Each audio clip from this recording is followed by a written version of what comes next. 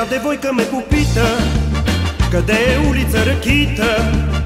И аз нали съм услужлив, макар и доста срамежлив. Събрах кураж и казах да. Веднага, веднага, веднага ще ви заведа. Тя бе толкова красива, такава хубост рядко бива. Жена видение и блям, жена направо за екран.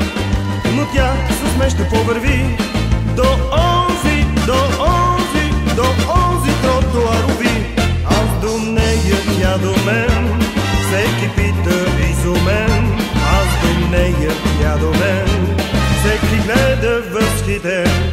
Ла ла ла ла ла ла ла, ла ла ла ла ла ла ла, ла ла ла ла ла ла. Всеки гледа, всеки гледа, всеки гледа възхитен. Тя после влог огромен влезна и той завинаги изчезна. А сетне в нашия квартал чудесен слух бе полетял, че аз съм ходил с една неземно, неземно, неземно хубава жена.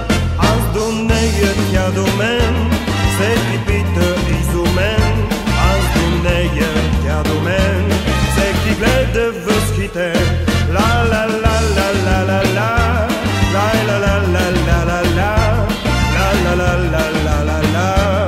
Всеки гледа, всеки гледа, всеки гледа възхитен.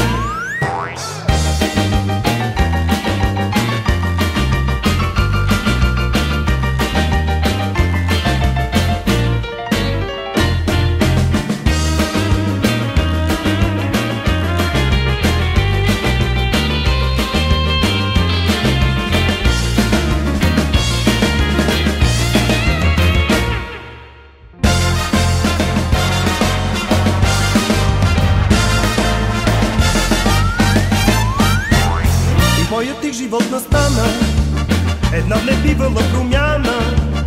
От скромен и незрачен мъж аз станах търсен изведнъж.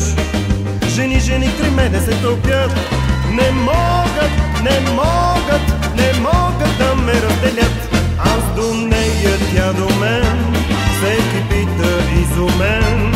Аз до нея, тя до мен, всеки гледа възхитен.